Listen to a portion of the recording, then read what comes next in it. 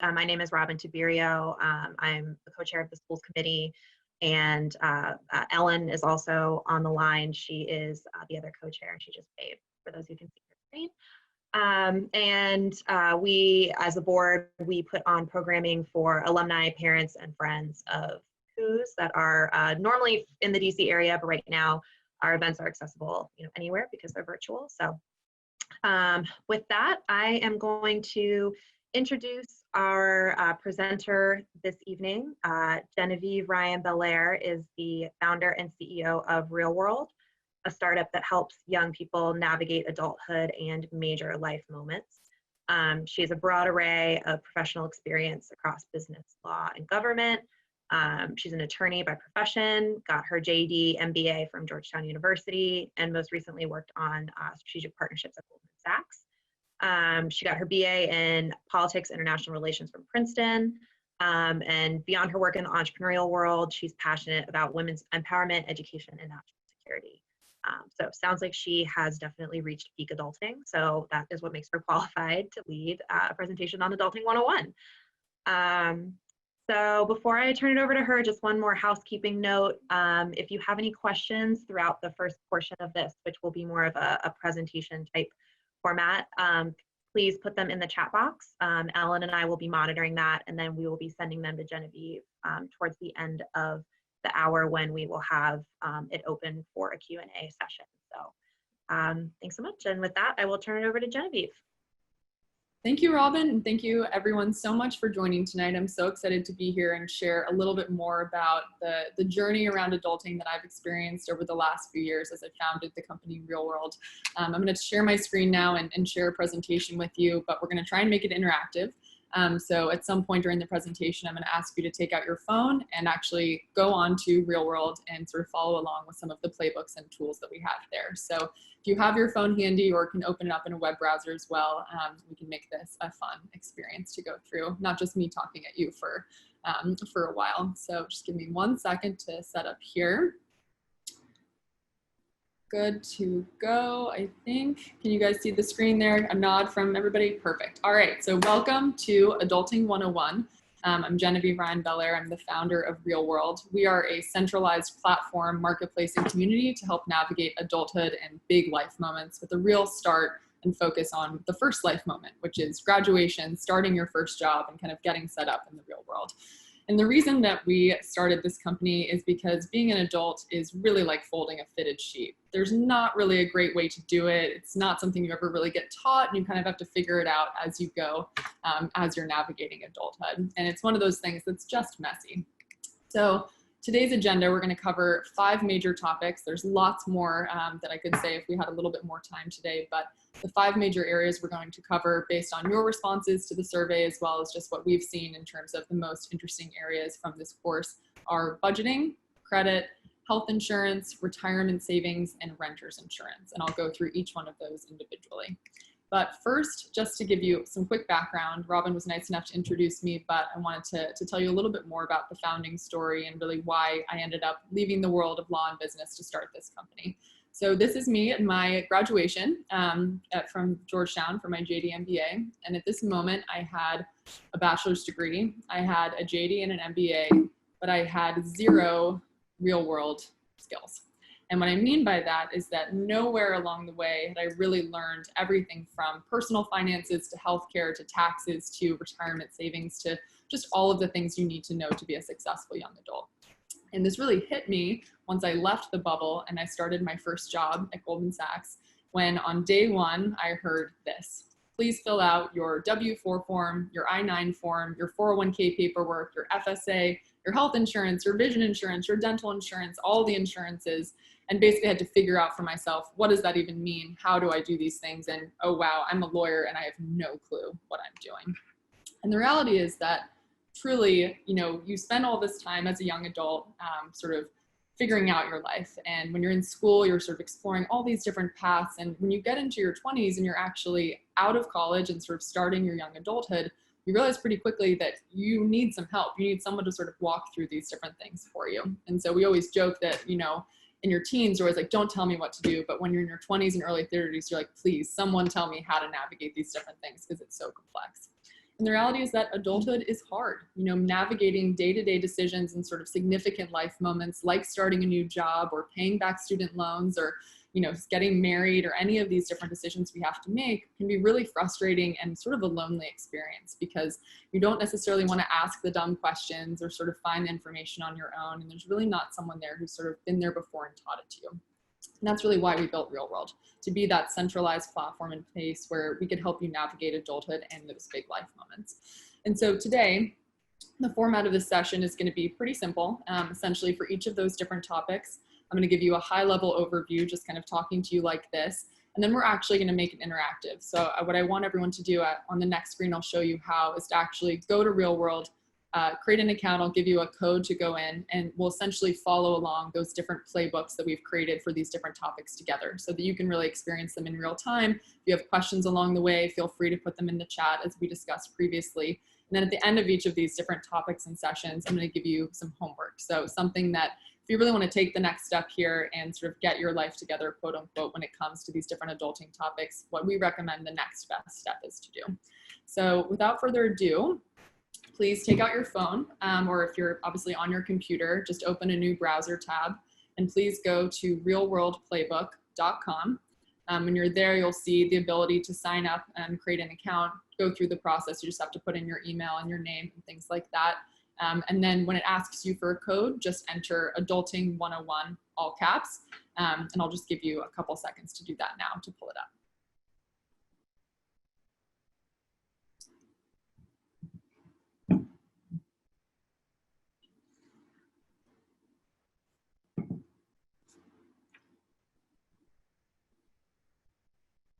And while you're doing that, just to give you a sense, so we're covering those 5 major topics I mentioned at the beginning of this, but here's really what we see as sort of the adulthood syllabus for young people as they're starting out in the real world. And we developed this sort of organization of information based upon thousands of interviews with students and parents and recent college graduates and employers and university administrators, pretty much everybody in the space, to really understand what are the big topic areas, what are the big decisions that young people need to make that sometimes they might not even know what they don't know. And how can we kind of create almost a syllabus or a guide for life across these different topics. And so as you can see, we're going to touch almost all of these topics today in terms of these big categories here: health, finance, work-related things, government-related obligations, and then kind of this catch-all category we call life, which right now is really more around your living situation. But everything's very much intertwined. Finance is sort of the heartbeat among all of it, and we're excited to dive in today. So if you haven't set that up yet, just take another minute or two to do it, but I'm going to start the presentation just so we can go through and kick off our first topic, which is budgeting. So I like to start with budgeting because we have found at Realworld that budgeting is the #1 question and the #1 playbook used on our site to actually navigate adulthood. And it makes sense because budgeting really is, from a high level perspective, your foundational financial, sort of the path you need to really get your finances in order from a very basic level. I think budgeting gets a bad rep because it sounds like you're limiting the amount of money you can spend on things or sort of sacrificing one expense for another. But the way that we see it is that budgeting is really key to your financial freedom. It's sort of the allows you to put money where it matters most to you and sort of decide of the hard-earned money that you have, what you're going to spend things on. And so from an aspirational perspective, budgeting really has that freedom element and sort of allowing you to chart your own course and have kind of control over your life. But on the flip side, it's a really great way to make sure you avoid pretty much like the worst part of adulting, which is debt. And so making sure that you're not spending more than you take in. And we're not going to talk too much about debt today, just 1 or 2 things to mention as part of this conversation. Debt really comes into 2 kind of big buckets. So on the one hand, you have what they call sometimes good debt. And that's something that you're borrowing money, but you're getting something really great out of it. So the perfect example is something like student loan debt. You know, at the end of your student loan experience, ideally you've got the college degree, and that's going to help you with your earning potential long term. It's going to help you with all of these different things, as opposed to something like credit card debt, which is not necessarily getting you anywhere further. It's just sort of hurting you in the long run. So anyway, budgeting really helps you make sure that what's coming in is always more than what's going out. And so I want us to together walk through a playbook around how to really think about budgeting and setting one up for yourself. So I'm going to follow along with you. But if you go to the library, when you're in the platform itself, it should look something like this, and go to the library. That's where we're going to start each of these lessons from. just go to budgeting and then to create a budget on your own. And the screen should look something like this. Now, just a couple things to mention. You have access, obviously, to this platform after this session, so feel free to peruse at your own desire. But one thing that we won't really cover too much today are these educational video modules that really just dive deeper into these different subjects in kind of an engaging way. I'm going to show you one of them to break it up a little bit in the middle of this presentation, but feel free to go through those on your own time. All right, so step one, the big picture here again with budgeting is know your financial goals. If your financial goals are to, save for retirement, if they are to take a big trip, if they are to save up for a home, whatever it might be, just knowing what you're really saving for and what you're looking for is a great way to help you make sure you understand where your money's going and what you're prioritizing with your expenses. And so when you think about that pie of income that you have each month or each year, you're starting to think about your total monthly income. So that's anything from if you have a salaried job where you get a paycheck every month or twice a month, or if you have side gigs or freelance opportunities, if you're a writer or developer, or, have a side hustle on the side, we're talking about all that income in one place. So really everything that you're earning. But the reality is, and for those of you who are in the workforce now, is that you don't always take home everything that's on that paycheck or everything that's sort of part of your salary. There's all sorts of different deductions that happen, and you can see a couple of them here as you go through. Things like taxes come out of your paycheck, Social Security contributions, retirement savings if you get a retirement savings plan through your employer, which we'll talk about in a little bit, and even health insurance premiums, which we'll talk about too. So when you think about budgeting, one of the biggest mistakes people make is that they look at that whole pie, when in reality, the money that's in your bank account is actually much smaller. It's what they call your take-home income. So that's once you've subtracted everything from those taxes, from retirement savings, et cetera, whatever that number is, that's where you want to start when you're thinking about your own budget. It's really the magic number here. And then the next step is really trying to figure out where your money goes every month. And there's great ways to do this with budgeting apps, which we highly recommend people do. And it's part of your homework after this section, but essentially figuring out how much am I spending on my rent? How much am I spending on transportation? Probably very little right now, but things like Ubers, Subway, whatever you do to get to and from work. How much are you spending on groceries or restaurants or any of these different things? Just identifying where your money goes each month and where it goes consistently each month.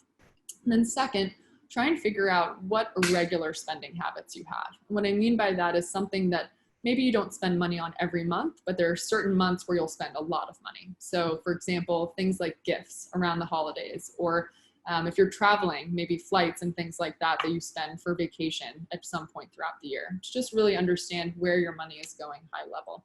And then from there, you want to really figure out the last kind of big category of expenses, which is what we call intangible expenses. So that's something like additional renters or additional retirement savings that you're putting away, or money that you're saving for emergencies, or paying down debt, or whatever it might be that's going to some other expense in your life.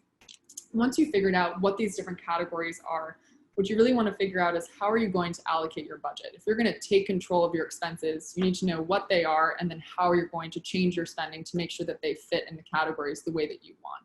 And there's a bunch of different ways to do that in terms of thinking about how to allocate your budget. But the strategy that we recommend and that a lot of financial experts recommend is called the 50-30-20 strategy. And basically what this means is that of the amount of money that you have or that you're taking home each month, 50% of it goes towards your needs. So that's things like your rent, if you have a car payment, groceries, sort of the basic stuff you need to survive. 30% goes towards your wants. So things like entertainment expenses, Netflix, Spotify, stuff like that, and even just dinners out with your friends, clothes, etc. And then that last 20% should be towards paying yourself, so sort of saving. And whether that's retirement savings or whether that's saving for emergencies or something else, really this idea of paying yourself and saving some portion of your budget each month, or of your income each month. That's obviously hard to do, but it's a really great structure to make sure that you're always saving some amount of your money each month, but also not depriving yourself of the things you like to do with that sort of entertainment want expenses. If this strategy is too abstract for you or doesn't make a ton of sense in your mind, something else that a lot of people do is that they'll look at how much money they have for the month, and after they take away things like their healthcare or some of these big expenses like rent, of the remaining amount of money, they'll say, okay, how much can I spend every day or every week? What's that magic number? And as long as I spend less than that number every day or every week, I know that my budget's on track. So whatever the best strategy is for you, sort of left to be decided on your end. This is what we recommend. But what I really recommend you all do after this at some point, and this is the homework, is to start tracking your expenses. And the best way to do that is really through some sort of a budgeting app.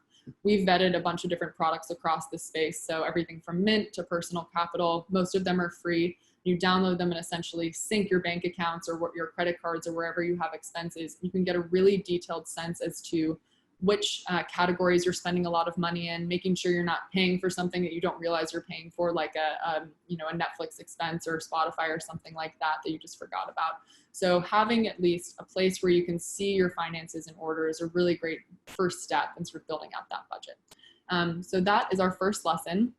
I'll head back to our presentation just to go there. But if you have any questions on that, please put them in the chat. And again, the sort of follow-up from this, the one action item you can take to really start getting your budgeting in order is just downloading an app. We have some recommendations, but obviously you can search on your own for them as well. All right, next topic is credit. So this is, in our opinion, sort of the most important, we call like 3-digit number in your adulthood life, sort of like a GPA. It's essentially a tracking or a score that really indicates to people how trustworthy you are when it comes to repaying money. Whether that is someone who wants to lease you an apartment or a credit card company who's giving you a credit card, they look to this number, this idea of a credit score, as sort of an indication and kind of a shortcut to figure out whether or not you're someone who's going to pay your bills. And so the way that credit works is that it's something that takes a long time to build effectively to get to a good score, but can really be damaged easily. So you have to be very careful as you think about the credit landscape in terms of your activities to make sure you're constantly keeping up with this score. And so we'll talk a little bit about how you actually can grow that score, what it means, et cetera, in a moment. But just the high level piece really here is that this is this important number that sort of travels with you throughout your adulthood life and is sort of the number one metric or number associated with you as a young adult.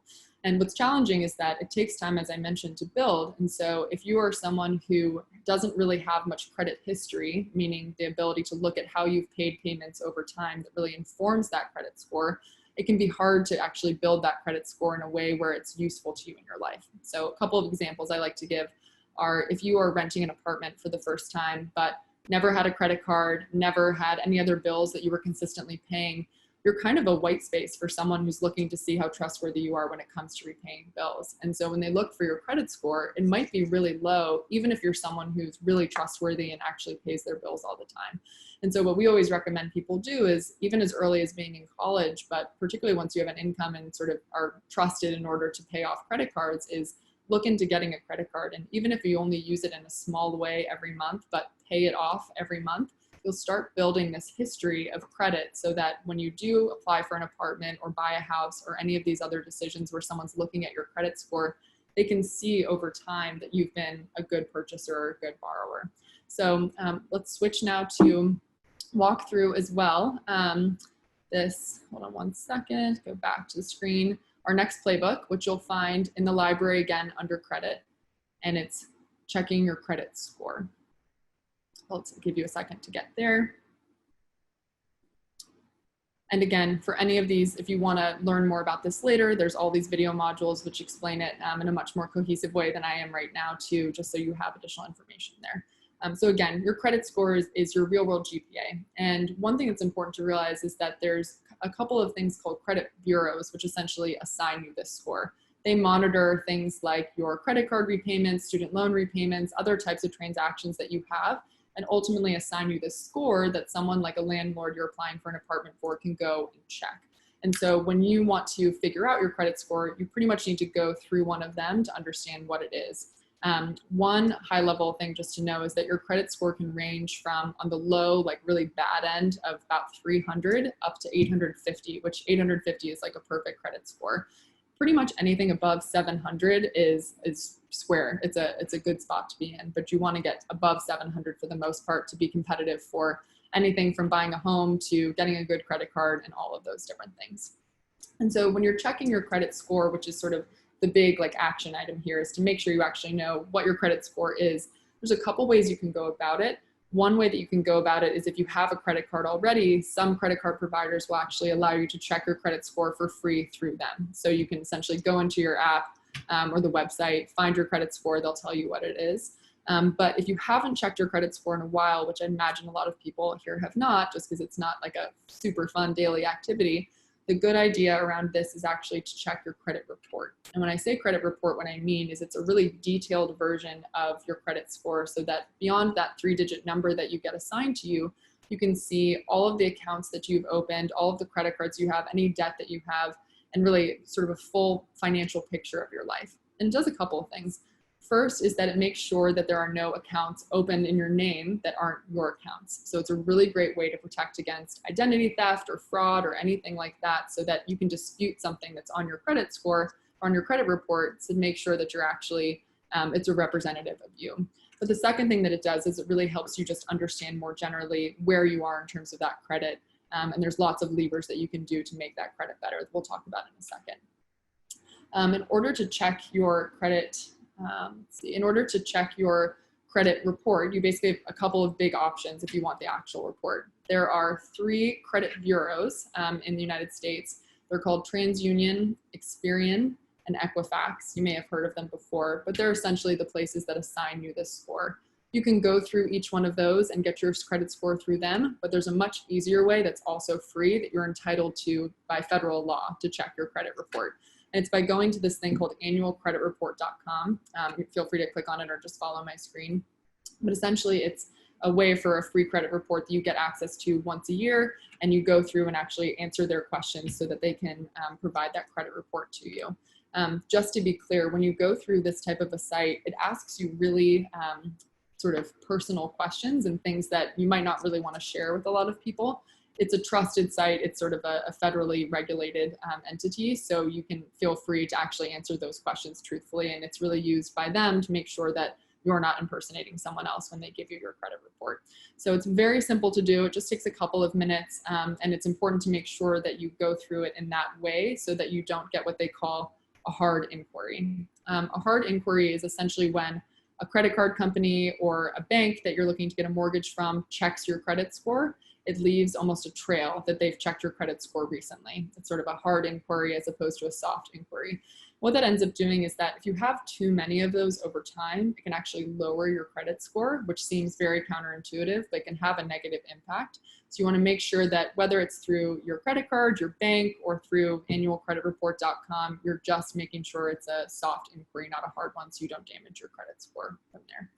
And then that's sort of the end of this lesson. High level credit is super, super important. It's something that takes a while to build. It's something that can be totally destroyed very quickly. And one just sort of story to give you a sense there, so you have a sense as to how important this is.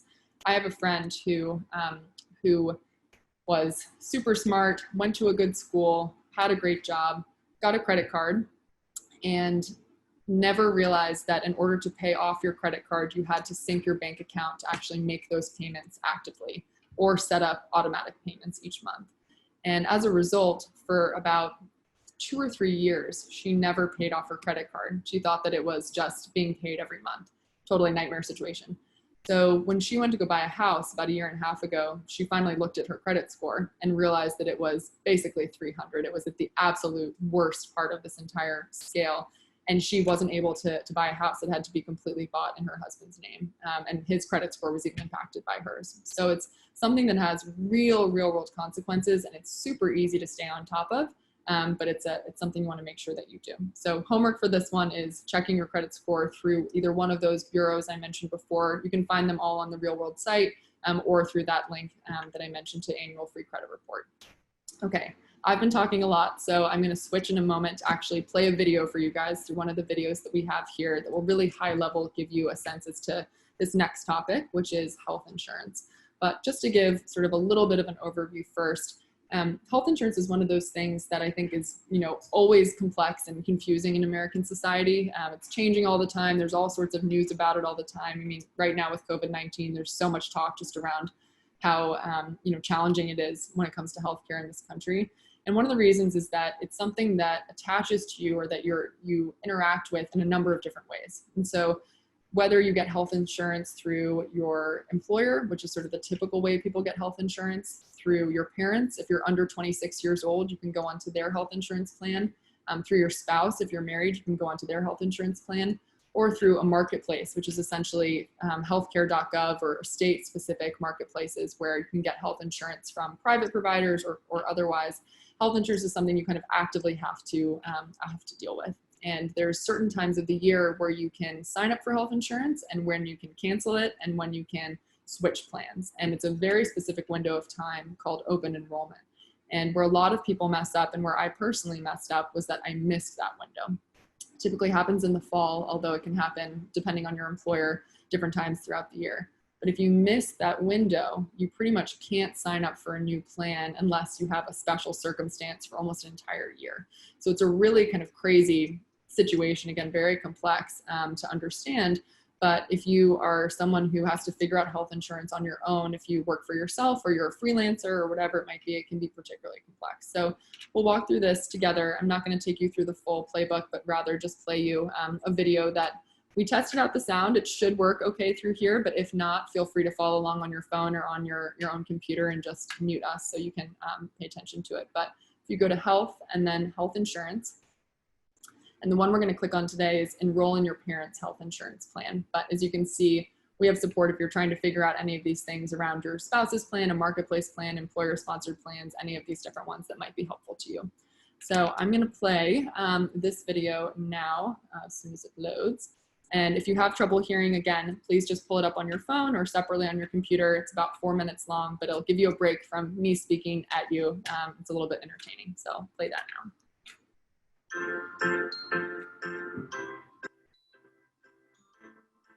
At a very basic level, health insurance, like other types of insurance, is all about sharing risk among a bigger group of people and protecting against big losses.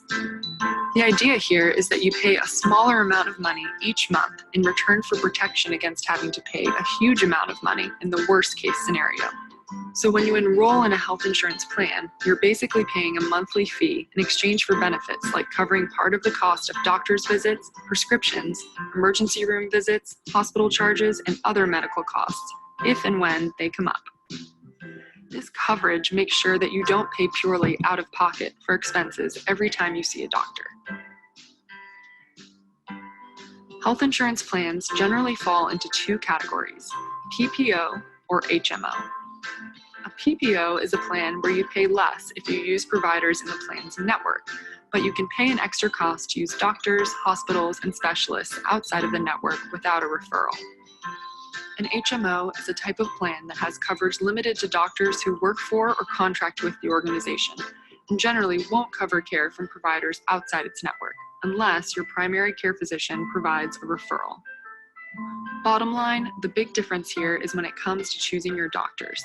If you need access to specific doctors, a PPO might be the better choice. Whether your plan is a PPO or HMO, each plan comes with specific terms surrounding your monthly premium, deductible, copay, and network. First, let's talk about your premium. This is the fee you pay each month in return for health insurance coverage. The cost of premiums depends on a bunch of factors. Things like the cost of the services it'll cover, your likelihood to need those services, and whether your employer is subsidizing the cost. Quick side note, you must pay a premium each month regardless of whether or not you use any medical services. So think about this as a recurring monthly expense. Next up, deductible. This one is a little confusing. Your deductible is how much you'll pay in medical costs each year before your insurance provider starts to pay. Great news, unlike premiums, you only pay towards your deductible once you receive medical services. Let's talk about copay. This is a fixed payment that you physically make when you visit a doctor's office. On your way in or out, the receptionist might ask you to pay your copay, for example, $15 or 20% of the cost. This one can be confusing. Let's talk about coinsurance. This is the amount you have to pay alongside your insurance provider after you've already paid or met your deductible. Depending on the terms of your plan, you and your insurance provider will split up the costs of the remainder of your medical bills since you've paid your deductible. For example, if you have a plan that has 80%, 20% coinsurance, the insurance provider would pay 80% of covered medical expenses, like a surgery, and you would pay 20% towards the same service. Up next, out-of-pocket maximum. This is a specific dollar amount listed in your plan that reflects the most you are expected to pay for health coverage in 1 year. Once you reach this limit, your provider is required to cover 100% of your expenses. Your network is a group of healthcare providers, think hospitals, doctors, and specialists, that provides their services for a predetermined rate to those with your insurance plan. Open enrollment is the period of time where companies that provide health insurance take on new plan participants and let those who are already enrolled make changes to their coverage. Big headline here: no matter where you get your health insurance, you'll need to enroll during open enrollment. If you miss this window, you might be out of luck for getting health insurance for a whole year, unless you have a qualifying life event. That includes things like getting married, having a child, or switching jobs.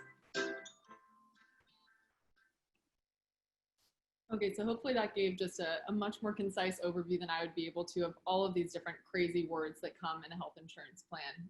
One of the #1 things we hear from young people as they're making these different decisions and sort of dealing with these challenges in the space is just the vocabulary is really hard to understand, or it's confusing if you haven't really had much interaction with it. So if it's helpful to you, each of these different vocabulary words is also defined here in any of these different playbooks. So everything, again, from coinsurance, out-of-pocket max, premium, deductible, and the like.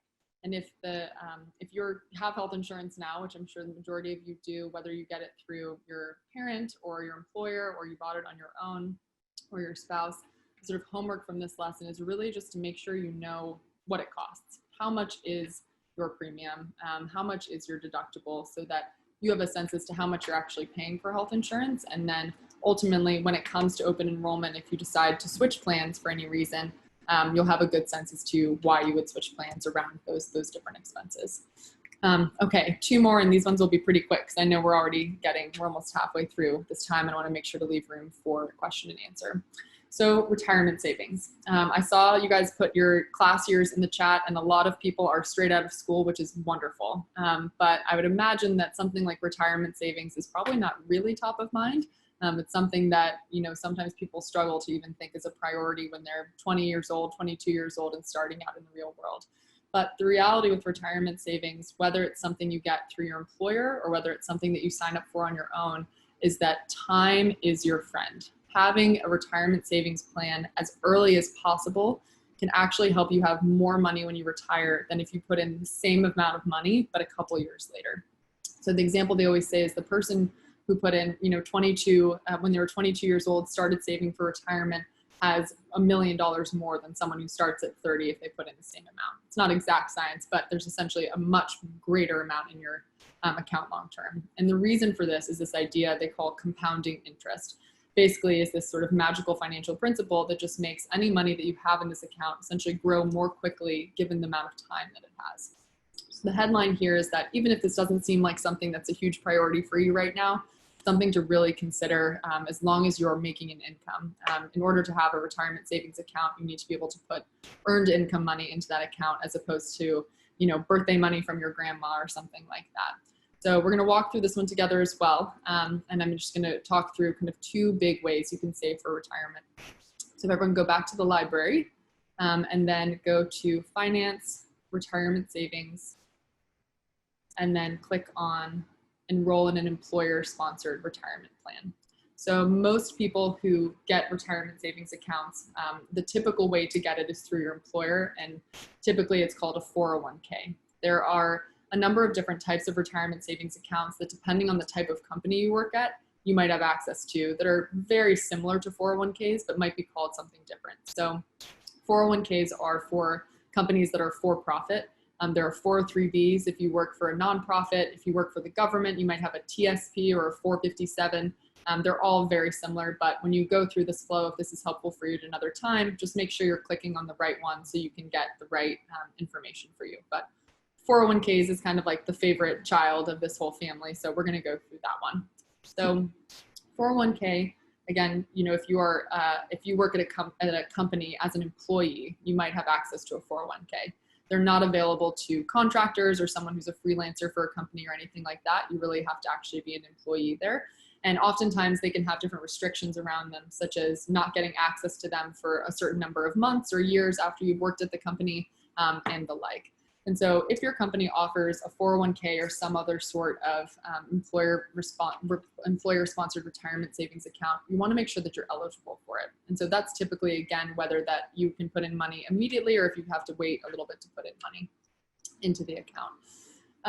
So see here, just a quick note too about, again, this whole retirement savings landscape. So the good news is that if your company does not have a 401k, or if you are working as a freelancer, or if you don't have access to that traditional employer-sponsored plan, you can absolutely still save for retirement through a different vehicle, which is called an IRA, like an independent retirement account.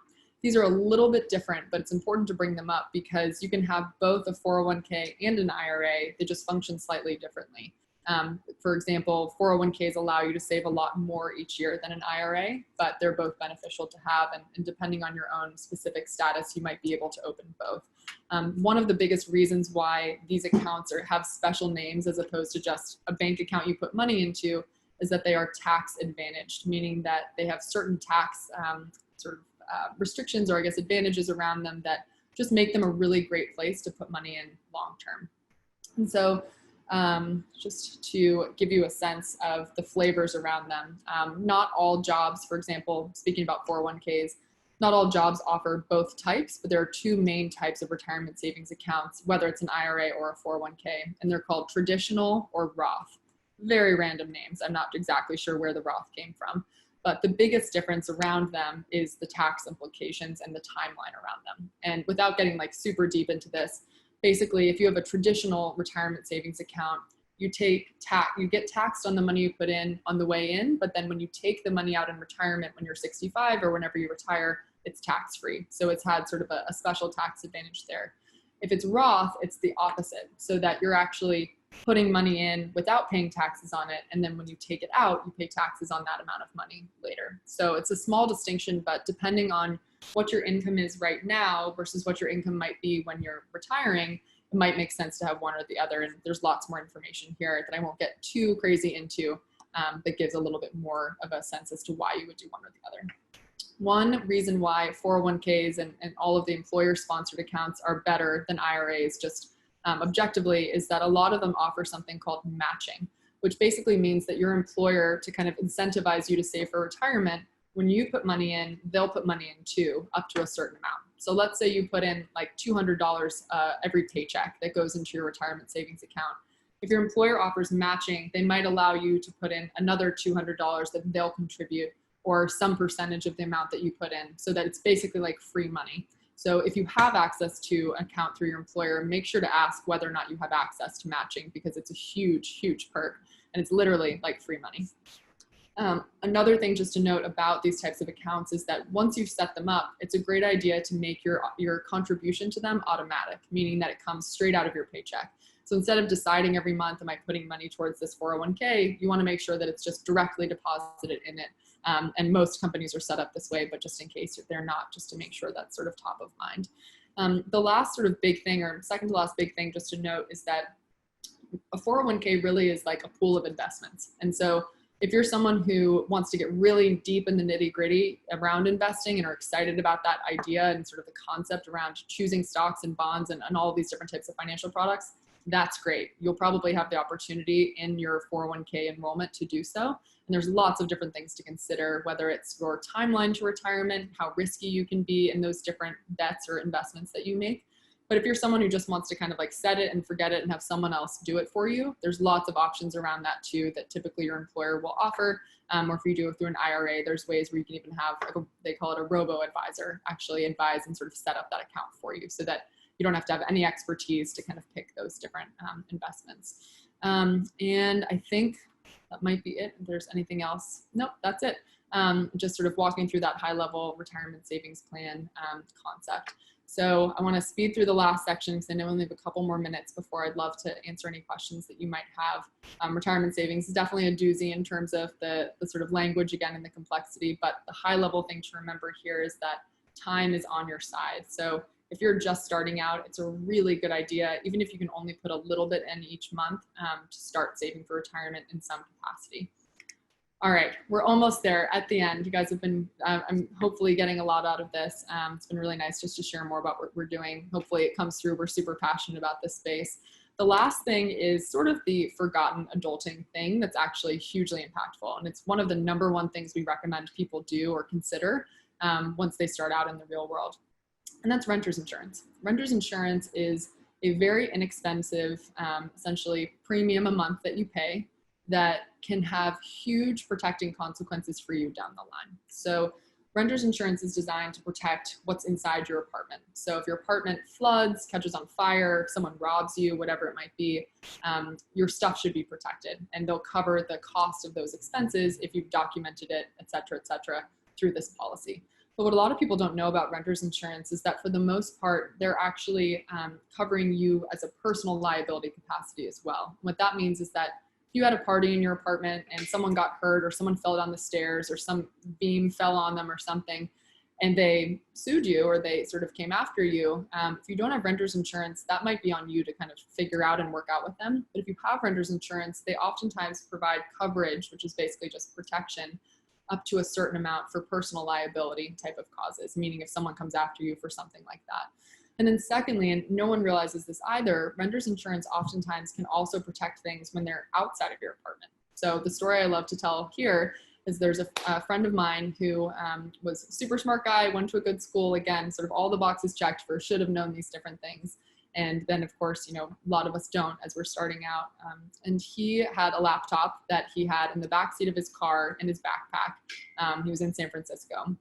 Middle of the night, someone breaks into his car, steals the backpack. Inside there's the laptop, all of these different things of his, you know, speakers, etc. And he fortunately had signed up for renter's insurance. And even though he lives in New York City, they covered his laptop as something that was part of that policy, which is crazy. And so depending on the type of plan that you have, there's certain things that are covered outside of your apartment, even when they're not there, if they're included part of your own things that you own, essentially. So I'm not going to walk through the playbook because I want to make sure we have enough time to answer any questions. But the high level thing to consider here is that renter's insurance is something you can set up in 90 seconds. It is very easy. It costs somewhere between $10 and $20 a month, nothing super crazy, but can really protect you if something bad happens. And one thing just to note with COVID right now is a lot of you might be staying with family or not, you know, in the apartments that you're actually renting. And so having this type of protection, particularly while you're not there, can be really important. The second thing I'll note as well is that if you have roommates, renter's insurance policies typically don't cover multiple people. So they would just cover you in terms of your items and then protecting you against personal liability. So you might have to have multiple policies if you guys live together. So with that, I'll wrap it up. Just a reminder around the homework that I mentioned, which again is sort of take it or leave it, but if you're hoping to take the next step on any of these different topics, hopefully can be helpful there. So download a budgeting app. We have lots of recommendations, but you can also ask your friends as to what they do.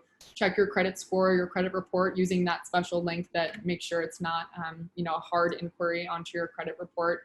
Figure out what your health insurance costs. If you're on your parents or your employers, make sure you know your premium and deductible just for starters. Think about retirement savings and think about renter's insurance as something that might be able to provide you real value for not too much time and expense. And just to leave you with this, adulting again is hard. We get it, we know it, we love it. This is what we do. And it's one of those ongoing things where it's better together. It's better when you help other people. And so the last thing I'll mention to you as well is that if you have a friend who would be interested in this or would get the same value out of this, please feel free to share that same code with one other person. Sort of our gift to you for tuning in for all of this and sort of a way for you to help somebody else who's figuring out these things as well. And with that, I'll turn it over to any questions from Ellen and Robin, but thanks so much for your time and attention. It was like 50 minutes worth of adulting information. So hopefully we still have some people left on here, but I'm really pleased to share more about all this. Yeah, thank you. Thank you, Genevieve. This was great. And Robin and I both commented that we would have loved to have had this when we were a couple years younger, right out of college. I'm impressed with how much you condensed in a like very digestible way very quickly. So we have 2 questions that have come in so far, but please, if you have any others, please send them directly to myself, Ellen, or Robin. or directly to Genevieve if you want. The first question we got was in reference to the health insurance section. If you are in grad school, but you are past the age of 26, so past that kind of magic COBRA age, can you still stay on your parents' health insurance, or are there other options? Unfortunately, 26 is the cutoff. So even if you're in grad school, this actually happened to me when I was at Georgetown. I turned 26 like the very last semester I had, and it was a very messy experience because I'd stayed on my parents' plan while I was in school, got dropped at 26, ended up going on Georgetown's plan for 3 months before I graduated, and then went on my employer's plan. So within the course of like 6 months, I had 3 different health insurance plans, which a total disaster and mess, and also very frustrating when it came to getting prescriptions and visiting doctors because your insurance is constantly changing. So unfortunately, the answer is no, you can't stay on your parents' plan. But if you don't go on to your school's health plan, which typically is what people do in graduate school, you can always search for a plan on your own. So health insurance is state specific, meaning that you can go to healthcare.gov as sort of your starting point. We have tools and resources around this as well, but ultimately you're going to need to get health insurance from a state specific either version of healthcare.gov or sort of their own site. So if you live in New York, that's the location where you'll have to get it. But you can essentially shop different plans. And if you're in a position where you're uninsured because of something like you're just turned 26 or you're in school and don't have access to healthcare, you should be able to get a plan there. Oh, Ellen, I think you're sorry. We also got a question about retirement accounts. So if you get your retirement account, your 401k or something equitable through your employer, is it important to know how that's broken down? Like what stocks and bonds are actually representing that account? Yeah, so I mean, I think the headline here is it's ultimately about like riskiness. I'm not a financial advisor, so I can't give any like specific information there, but the way that people think about it is you want to make sure your investments are at least diversified. So you're not putting all of your eggs in one basket, sort of like the very high level way to think about investing. The second thing though is that if you are 22, healthy, probably going to live a long life, you have a little bit longer of a time horizon to take more risk before you retire. And so typically, whether it's a robo-advisor or if you're picking your own stocks and bonds and all of that sort of thing, or ETFs, which are kind of like follow the market in some ways, you don't have to get too much into them. Typically, you can be a little bit riskier when you're younger. And that if you are working with a provider that will rebalance your portfolio essentially, or sort of make adjustments to your portfolio over time, they will sort of track your age, or so you'll be able to kind of change that over time as you get older. So if you're 55 and starting to save for retirement, and maybe you're going to retire in the next couple of years, it's more important to you that you have more steady stream of income. So you might want to have more bonds in your, bonds are sort of like the safer, more, I don't know what the right word is, but like stable part of that equation. Stocks are a little bit riskier, but can be very high reward. So you want to just make sure that it makes sense with your age, your risk allocation. But ultimately, unless you're like a professional investor, honestly, a lot of times it makes sense to just let the professional investors decide what it looks like. Awesome. A couple questions more specifically on Realworld. What other like modules does Realworld offer in regards to maybe the social aspects of transitioning to adulting experience? And then I'll combine it with another question, which is there any advice on buying homes and mortgages? Yeah, so I'll answer the second question first, which is we don't have anything yet on buying homes and mortgages. We pretty much focused on renting, but it's definitely part of our growth map, as you would imagine. We really want to help with every possible life transition. So even things like getting a pet or getting married or having kids or any of those other life moments, and providing guidance around them. But thus far, it's just renting. In terms of the social aspect, you mentioned sort of getting to know a community. It's interesting. We've focused a lot on like mental health and wellness, because that's obviously something that young people particularly who are going through transitions have like a lot of need for. So we have resources and tools there just around kind of like anxiety, depression, sort of thinking about that. But it's one of the number one questions we get asked by young people is just, how do I meet new friends in a new city? Or if I am been on school for the last 4 years and I was on campus and people lived down the hall from me and we ate together every meal and all these things, and then I'm in a new place where I need to kind of figure it all out. How do I do that?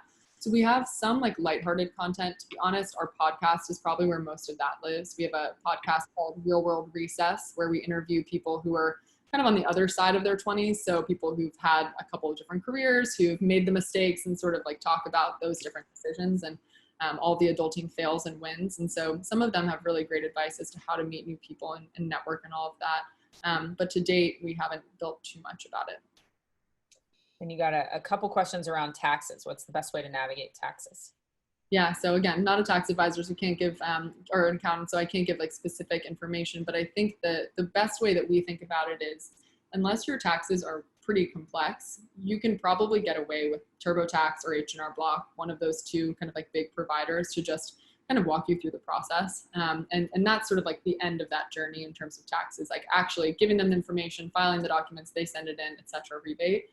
The step ahead that we try and encourage people to do is just to get organized. So taxes pretty much fall into like a 4-month window, so to speak. You know, starting in January, at the end of January, you typically get your tax forms, whether it's your W-2 form you got from your job or 1099 forms or whatever it might be that you get from different work that you do, as well as any other tax forms that might be related to you. If you have student loan debt or if you get health insurance, for example, through the marketplace, you'll get different forms, and we've explained them all on the site. But you'll get all those different forms, and you kind of have like 2 months typically until April 15th to submit that paperwork and sort of file your taxes and put together what they call a 1040 form. There's a couple of different versions of it, but it's basically just going through all of your different income that you've gotten, whether it's salary or if you had like stocks and they did well, sort of all the different information you have there, and then deducting anything that you might be able to take essentially away from that number that they tax you on. So things like if you've donated to a bunch of charities or you've had significant charitable donations, it's a way to kind of lower your overall taxes that you owe. And so what we typically tell people to do is, beyond like getting your documents in order and just having a file, an online file where all of them live, start thinking about if you had any charitable deductions the past year, and better yet, keeping track of them for the next year. The thing I think sometimes people don't realize the first year that they file taxes is that in 2020, you're filing 2019's taxes. And so it's really like January 2019 to December 2019, which gets confusing if it's April of 2020 and you're trying to figure things out. I think just being organized and thinking through those things in the beginning. But also, importantly, even though you have until April 15th, 2 things. One, if you can't make it happen by April 15th, you're just like too busy or something's happened, you can always ask for an extension, and it takes you another 6 months to October 15th. I've done it before. People do it all the time. There's not like a huge issue. You sometimes still have to pay your taxes ahead of time, but you can at least not get in trouble for not filing them. But then the second thing there is that the earlier you file your taxes, the earlier, if you get a rebate, which is essentially like the government owing you money as opposed to you owing the government money, earlier you can get that. But then more importantly, the earlier you file taxes, the less of a chance there is that you would have an identity theft issue where someone tries to essentially file taxes under your name or like weirdly get involved with the tax process. It's something that happens unfortunately all the time, and they do it so that they can get the rebate otherwise, as opposed to you. And so the earlier you do it so that it's done, the government knows you paid your taxes, the better. We got one final question for you before we wrap. Is there a most common adulting mistake that the data, Realworld's data suggests that new adults, quote unquote, make when they leave college or enter the real world? Oh, it's such a good question. I mean, there's like so many, and I've made basically all of them. So I know that there's like a ton of them. I think that probably the biggest long-term impact is, this is more of like an error, but opening a ton of credit cards. So sometimes people will open like, oh, I'm at Saks and they offered me a credit card and I get 10% off if I get their credit card. So I'm going to open their credit card. And what you don't realize is if you do that at enough places, like it really tanks your credit score. And then also you've got all these credit cards you need to keep track of and go through. So I think number one, we didn't really talk too much about credit cards today, but not using them effectively. So not paying them off like my friend who couldn't buy a house did. And then secondly, getting too many of them, and oftentimes being rejected by them if you don't have high enough credit score to qualify. So I'd say the biggest things people make mistakes around is just navigating that first like real financial product. Again, lots of information tools if you have more questions about them, but just be super careful around them because they can be so helpful for building credit and like really making you financially well, or they can just destroy your financial situation and be a huge pain. But I think that's probably the number one. So I guess what I'll leave on is, do you want to explain a little bit more about how people can become part of the Realworld community beyond the promo code that you gave today, and what are the benefits that they would get from being part of it? Absolutely. Thank you. And thank you for giving me the chance just to share more. So high level, what you see at Realworld is really what like our membership is. It's $5 a month. You get access to the platform. If you have an employer, sometimes employers will offer it for their employees. And then some schools we actually work with offer it as a graduation gift for the most recent graduating class. But it's essentially a platform that is always dynamically changing. It's we're working on more personalization so that it will be something where it reminds you to pay rent. It reminds you to pay your healthcare premiums, put money in your 401k, all of those life things we just discussed. And then as you can tell, there's a pretty wide range in terms of all of these different steps or playbooks that you might need to deal with if you're getting paperwork for a new job or paying back your student loans, and really is like trusted, vetted, homework done for you type of information. So being part of the Realworld community beyond just being a member on our platform, you can also check out our podcast, which is Realworld Recess. It's again, me and another person on our team who just talked to people who've kind of come out the other side, entrepreneurs, interesting people who've done different things and sort of what those adulting fails and wins looked like. And then beyond there, we've got all sorts of blog resources and things like that that you can tune into at any time. And we're hoping to offer more membership benefits with things like this, where we can have sessions, bring in experts who are tax experts or who are experts in renters insurance or any of these different things to answer more specific questions. But I think the last thing is very simple, is just follow us on Instagram. There's a lot of fun adulting content. We try and make life in the real world a little bit easier. It's just at Realworld Company. And I see someone asked access. So you'll have, I think, 2 months with the code I gave you. So you should get the full experience. Perfect. Well, and shameless plug, Genevieve's going to be back with us later this fall talking about entrepreneurship and her experience starting a company. So if that is interesting to you, you'll get to be back with us soon. But from all of us, from Rob and myself, Michael, and then thank you, Genevieve. Thank you for tuning in today. We really appreciate it. Hope you're doing well and staying safe. And we'll end with a big wahoo wah.